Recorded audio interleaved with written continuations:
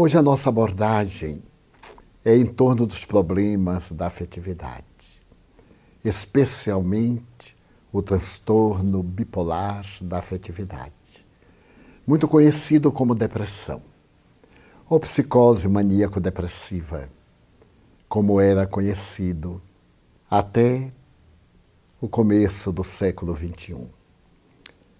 A depressão é hoje um dos tormentos da sociedade. É de natureza tremendamente epidêmica. Está em toda a Terra.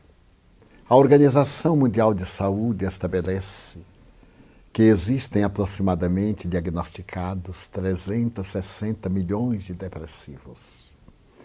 Se considerarmos aqueles que ainda não foram diagnosticados e se encontram nos tormentos desse transtorno terrível, a cifra é mais assustadora. Merece considerar, no entanto, por que o homem moderno, que atingiu o macrocosmo, que penetrou no bóson de Higgs, não é feliz. Qual a razão de tanta grandeza e de tanta miséria, de tantos júbilos e de tantas dores? A depressão é um fantasma que assusta as criaturas humanas. E quase todos nós, com raríssimas exceções, experimentamos-la em determinados momentos da nossa vida. Passamos por períodos depressivos, alguns muito fortes, outros nem tanto, alguns superficiais. O próprio Carl Gustav Jung desceu ao fundo do poço, numa depressão tremenda, o que ele considerou muito útil, porque ele pôde vivenciar a tragédia do ser depressivo. Mas, com a sua genialidade, ele soube administrar aquele período difícil e dali retirou benefícios terapêuticos para salvar milhões. A depressão não é, portanto, um problema de atualidade. Ela sempre existiu, no passado com o nome de melancolia. Os gregos referem-se a essa melancolia como sendo uma punição dos deuses. Mas Aristóteles falava que Sócrates e Platão periodicamente entravam em melancolia quando se faziam inspirados pelos deuses. É que vale dizer que essa melancolia tinha duas vertentes, a punitiva e a inspirativa. A verdade é, no entanto, que o conceito de Hipócrates e mais tarde Galeno sobre a depressão tinha suas raízes numa experiência bíblica, na presença da bilis negra, que era resultado do pecado original. A tese ingênua e mitológica da Bíblia, do equívoco de Eva, do erro de Adão. Mas que através das sangrias dos vomitórios se poderia libertar o indivíduo do excesso de bilis negra. E os resultados eram lamentáveis, porque os que não morriam de desidratação permaneciam com tormento cruel. Mas a própria palavra depressão vem do latim depremere, que significa puxar para baixo. O depressivo é alguém pessimista, que perdeu o sentido da vida, é uma vida vazia. Não encontra um significado psicológico e, por isso mesmo, ele tem um comportamento muito especial. Claro, não se sabia essa ocorrência. Muitas vezes passava por preguiça, por indiferença perante os problemas dos outros, porque perde o depressivo a afetividade com os seres mais queridos. Daí se chamada transtorno da afetividade. Exatamente por causa dos processos neuronais, das neurocomunicações, da produção das substâncias da alegria, do bem-estar, a serotonina, a noradrenalina, a dopamina, que são fundamentais para o nosso bem-estar. Essa dopamina que é tão importante, é tão notável essa substância hormonal dos neurônios, que quando o organismo produz em grande quantidade, o indivíduo tem distúrbio de Parkinson. e quando há muita escassez, ele tem esquizofrenia. No entanto, a sua dosagem é tão equilibrada para proporcionar o bem-estar, o prazer, a alegria. O notável psiquiatra alemão, Dr. Klein, fazendo estudo sobre a alegria, ele se refere muito à dopamina, especialmente depois de ter estudado, inclusive, tribos da Nova Guiné que ainda comiam carne crua, e de passar por outras tribos da Oceania, verificando a constituição do organismo do indivíduo e os fatores encarregados de produzir esse transtorno que a todos nos ameaça, exigindo que mantenhamos uma vida moral e mental saudável e nunca percamos o norte do nosso objetivo psicológico, para que a nossa existência seja rica de bênçãos e nos possam facultar o trabalho de autoaprimoramento moral, para dessa maneira vivermos saudavelmente. É curioso notar que a própria Organização Mundial de Saúde define que saúde não é a falta de doença, mas é o estado de bem-estar social, emocional, psicológico e espiritual, acrescentando também o equilíbrio socioeconômico, porque quando nos faltam os recursos para uma vida digna, nós ficamos aturdidos, não ficamos saudáveis e muitas vezes somatizamos as preocupações em transtornos emocionais ou em problemas orgânicos. Então, o que fazer diante das ameaças? Tecnicamente, nós sabemos que a depressão tem fatores endógenos, aqueles de natureza interna, a hereditariedade, as enfermidades infecto-contagiosas, as sequelas das enfermidades infecto-contagiosas. Mas tem também os eventos de vida, os chamados exógenos, como sendo a solidão, a ansiedade, o medo. E podemos acrescentar a rotina. Daí nós vemos muitas vezes a depressão dos aposentados, que de repente quebram aquela rotina e ficam em casa sem nenhum objetivo na vida. E entram em quadros perturbadores da depressão. A depressão tem um aspecto cruel, porque ataca em qualquer período. Ela pode ser infantil, juvenil, adulta, senil, pré-partum, pós-partum. Pode ter o caráter de um episódio único, pode ter as recidivas. E nós vamos encontrar aquela outra muito peculiar. As datas felizes da vida, o aniversário, festas de Natal, Ano Novo, Carnaval.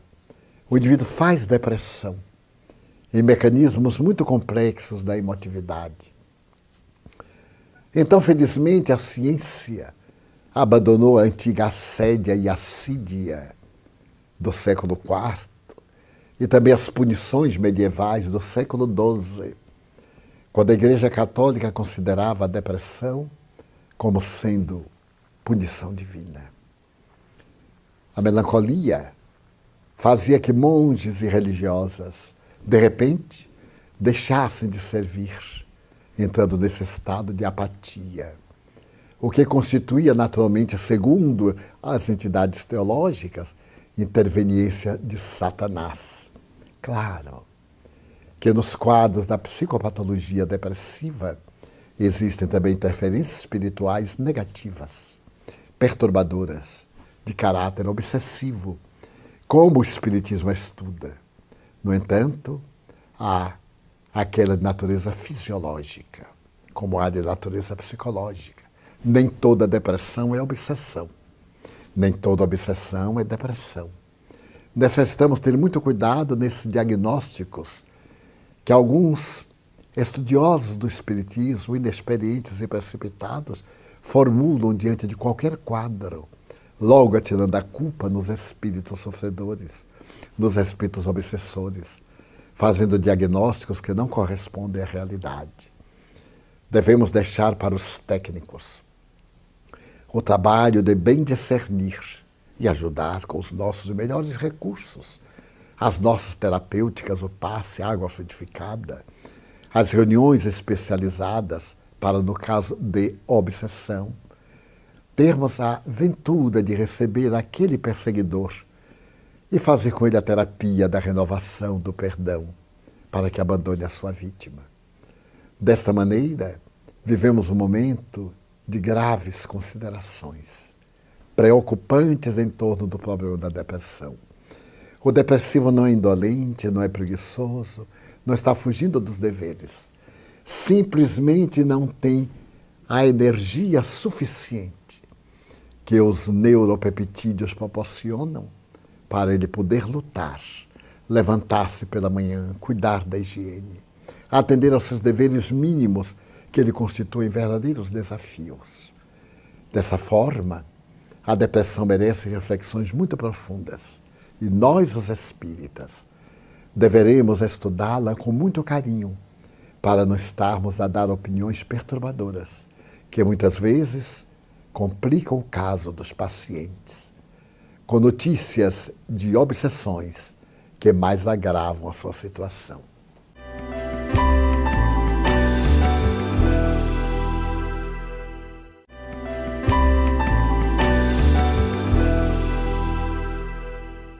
O Espiritismo, sem dúvida, dispõe de instrumentos notáveis para ajudar as criaturas com seus problemas, especialmente nos transtornos da afetividade.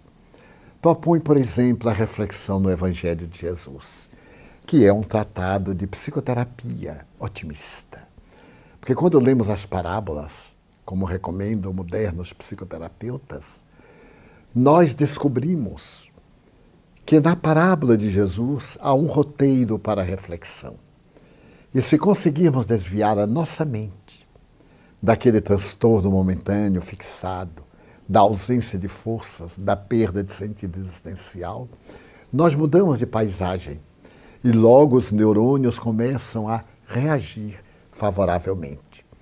Eu me lembro, por exemplo, que 2 físicos quânticos de Harvard, os doutores David Bohm e Stewart Wolf, que não são religiosos, fazendo uma análise do cérebro, concluíram que os nossos neurônios cerebrais, quando são estimulados por pensamentos saudáveis, pelo amor, pelo perdão, pela solidariedade, pelo bem-querer, pelas ações nobres, eles emitem ondas que podem estar carregadas de fótons.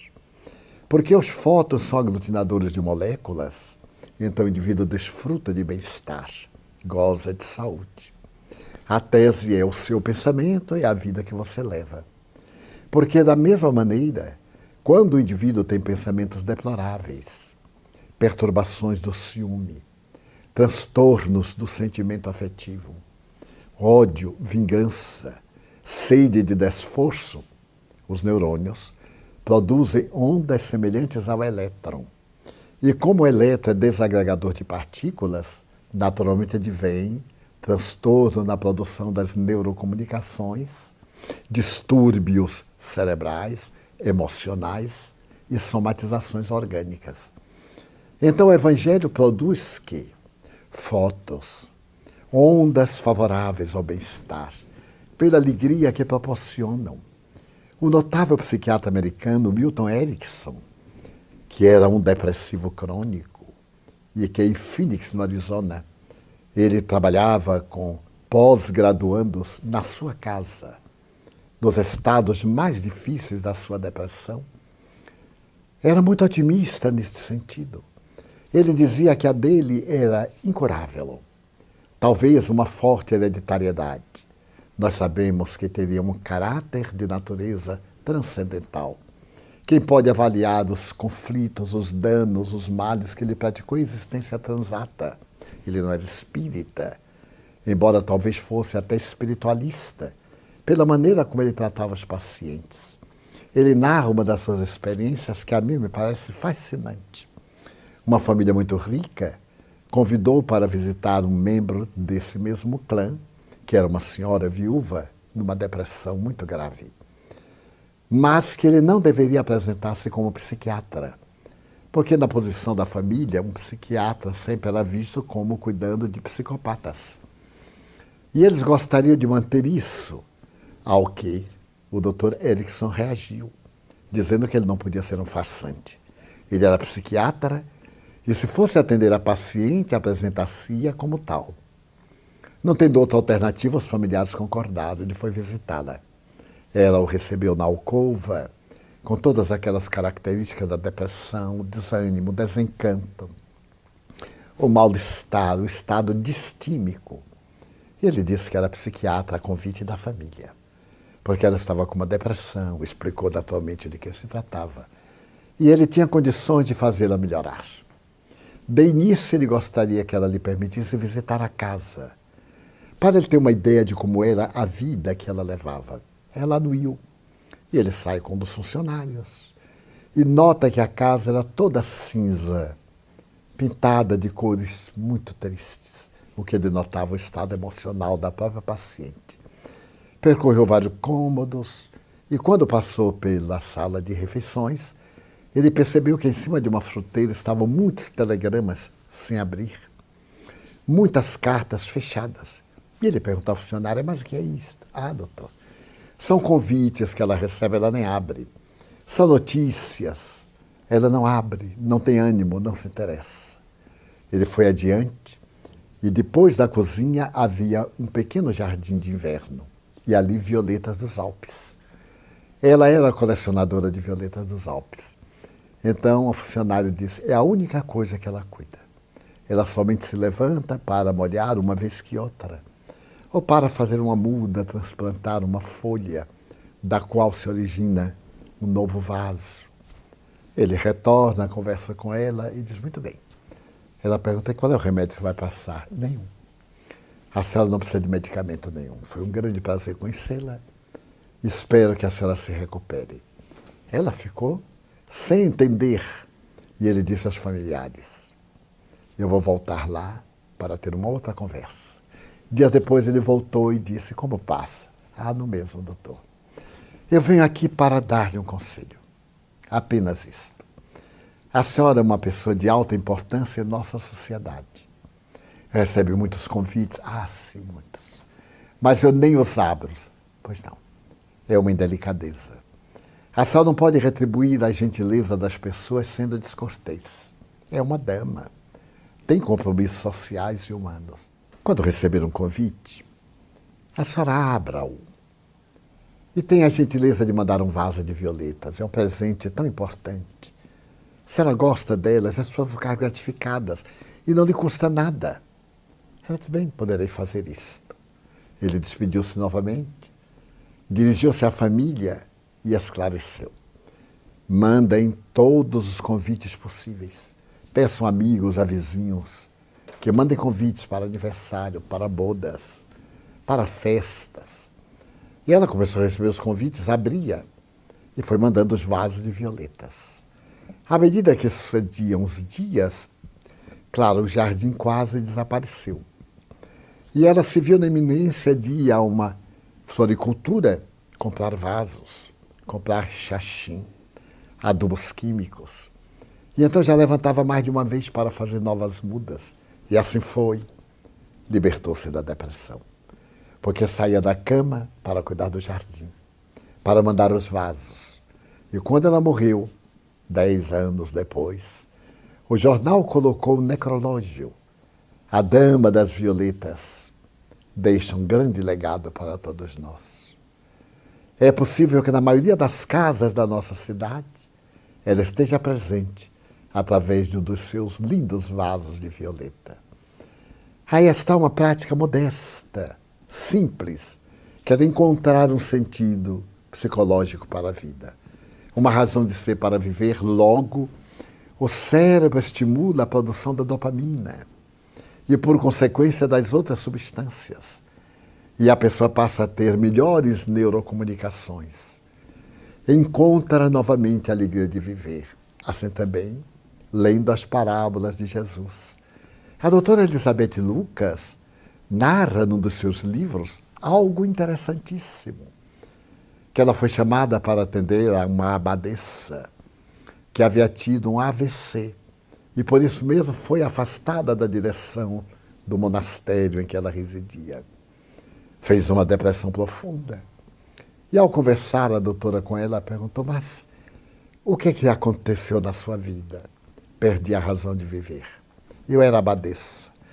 Administrei com mão de ferro e com luva de seda esta casa. Sou uma das fundadoras da ordem e agora a vida é inútil, nesta cama, sem fazer nada. A doutora diz mais. Vou lhe contar uma pequena parábola. Havia um homem que morava numa ilha e, de repente, ele se transferiu para o continente. Quando chegou no continente e as pessoas souberam que ele vinha daquela ilha, diziam, como? Como você pode ter abandonado uma ilha tão extraordinária?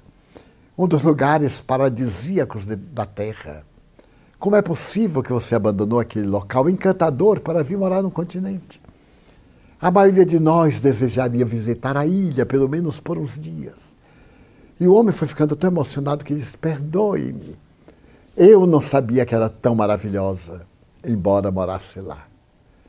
Então a senhora está aqui, num quarto maior do que o de todas as monjas, com 2 janelas que estão bordadas de sol, com uma linda vista do jardim. É claro que a senhora está com alguma dificuldade de locomoção, mas está lúcida. Como é que a senhora abandona todo este conforto para se refugiar no continente da mágoa, no continente da solidão e faz a depressão? E a religiosa pergunta, mas o que é que eu posso fazer? Conte as suas experiências administrativas. Escreva a história do monastério. Guarde uma página para a história da humanidade futura. Seja útil para o amanhã, já que as suas horas não servem mais para a senhora. Dedique-as à edificação de uma história que possa preservar o futuro de uma instituição tão nobre como este convento. Ela se reanimou, porque ela amava muito a sua tarefa. E a partir dali ela foi escrever a história do monastério. Foi muito bem recebido o livro. Mais tarde escreveu outro livro de reflexões. Então nós poderíamos vencer a depressão com alguns estímulos. As parábolas de Jesus, voltando sempre ao tema. Vários tratadores, como psicoterapeutas, como Tolle, falam de que é a leitura de uma parábola do filho pródigo. Quem de nós não é, de certa forma, um filho pródigo?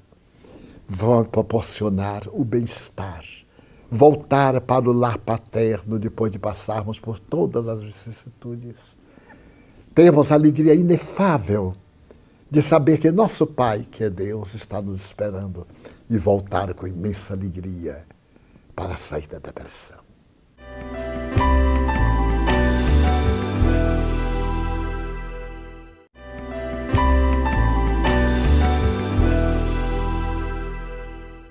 A depressão pode ter um caráter profundo dos transtornos sexuais.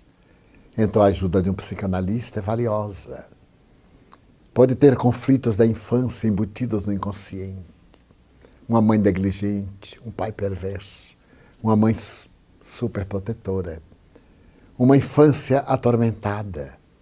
Tudo isso fica recalcado em nosso inconsciente e, de repente, ele ressuma na adolescência, na idade adulta.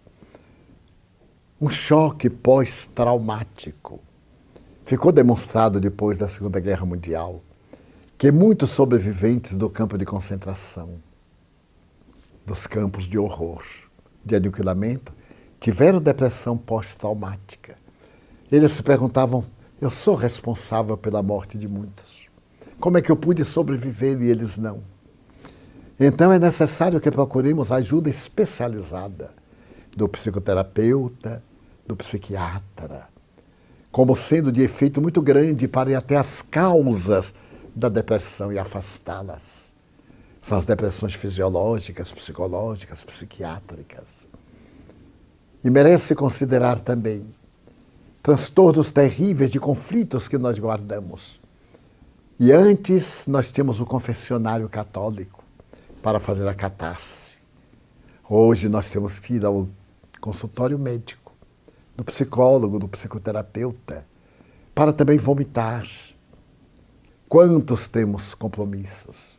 Em um belo livro, Os Pantanais da Alma, O seu autor, eminente psicólogo norte-americano, conta uma história profundamente comovedora.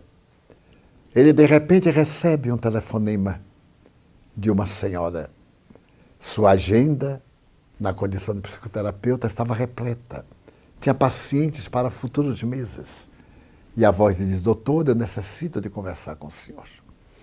Necessito de 2 horas do senhor. Mas não quero que o senhor diga nada durante as 2 horas. Eu tenho que vomitar o que trago dentro de mim que está me matando. 2 horas do senhor. Eu lhe mandarei a minha fotografia. E espero que o senhor marque um momento para me receber por 2 horas. E ele achou aquilo curioso. O paciente necessita da orientação terapêutica. Ele necessita de uma voz amiga, do apoio técnico especializado, de alguém que consiga penetrar no fosso profundo e abra a porta para que se liberte de todos aqueles conflitos. E no dia aprazado que ele marcou, a criatura veio. Chamava-se Ilse. E ela então lhe narra que estava certo dia numa praça do mercado, na Alemanha. E então, de repente, como estavam muitos judeus, as tropas SS cercaram a praça.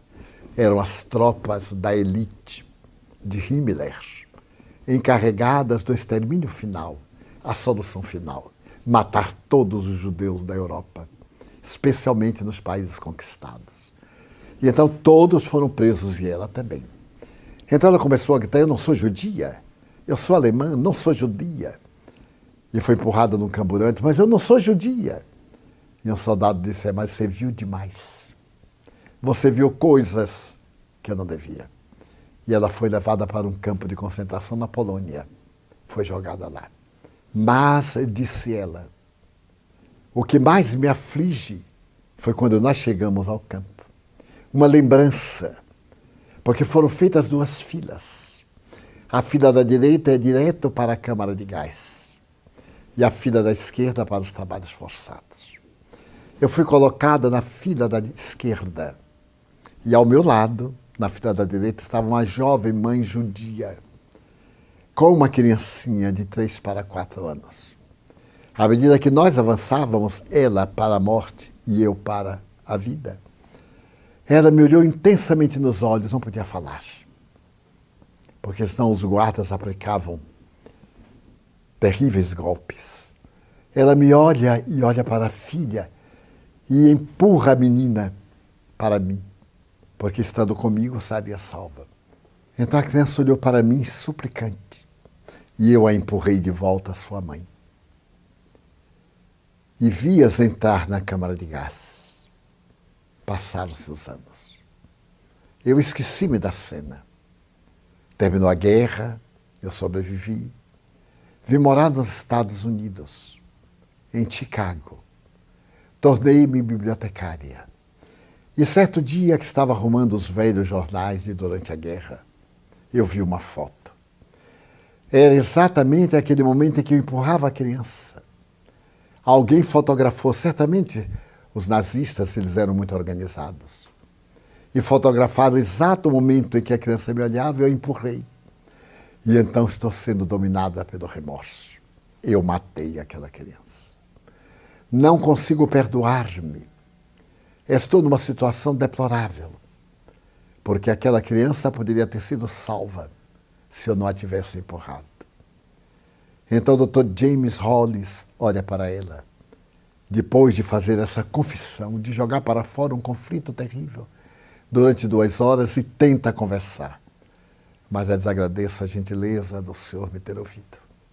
Talvez agora eu melhore. E ele não teve notícias do que lhe aconteceu. Como na depressão nós necessitamos às vezes de um amigo. No passado era o confessionário. Agora nós temos necessidade do psicoterapeuta. Ele, talvez com a sua habilidade, vá ao fulcro do nosso problema e consiga deslindar o enigma do nosso conflito, libertando-nos. Mas outros casos mais graves, temos necessidade de um psiquiatra para podermos tomar o medicamento próprio, aquele que vai forrar os neurônios e obrigá-los a produzir as substâncias que estão carentes em nosso organismo. Há um detalhe no tratamento do distúrbio de afetividade bipolar. É que assim que a pessoa melhora, abandona o tratamento, achando que já está curado. É um engano. Não deve abandonar o tratamento porque a depressão é perversa, ela volta. Depois que passa aquele efeito, porque os produtos têm uma consequência retar, demoram-se um pouco. Então a depressão volta com toda a força. E toda recidiva é sempre desagradável e perigosa, porque pode tornar-se um problema crônico, portanto de remoção impossível, pelo menos durante esta reencarnação. Mas há um recurso valiosíssimo ao lado da leitura das parábolas, ao lado do tratamento médico, a oração. Buscar a oração, unir-se à força cósmica do universo, abrir a alma a Deus. A depressão não impede o pensamento. Então a pessoa deve reconquistar a fé, mesmo que naquele momento, pela falta das substâncias próprias para a alegria e a coragem, a pessoa suplicar por Deus. Porque Jesus disse com propriedade: tudo o que pedirdes a meu Pai orando, Ele vos atenderá. Tudo no bom sentido da palavra. Porque se entrarmos no delírio de pedirmos coisas absurdas, é óbvio que a esses pedidos não teremos a resposta que aguardamos. Então a problemática dos distúrbios da afetividade pode reduzir-se a uma mudança de comportamento emocional, ao hábito da boa leitura, ao hábito dos bons pensamentos, à mudança das paisagens emocionais, procurando cultivar, sobretudo, a sublime experiência do serviço ao próximo. Por isso que o Espiritismo tem como luminar proposta: fora da caridade não há salvação. Porque a caridade é o amor na sua expressão mais elevada, mais sublime. E porque amamos e agimos, nós nos enriquecemos de energias que nos proporcionam o bem-estar, a saúde demorada, a alegria de viver. Em qualquer aspecto de distúrbio da afetividade, aos primeiros sinais, muito cuidado. Mas não pense que qualquer tristeza é depressão. A tristeza faz parte da nossa vida, como fenômeno de ocorrência de uma mágoa. Então viva seu momento de tristeza, viva seu momento de raiva e depois supere-o. Então, o estado saudável tomará conta de você e você poderá ser plenamente feliz. Até o próximo encontro.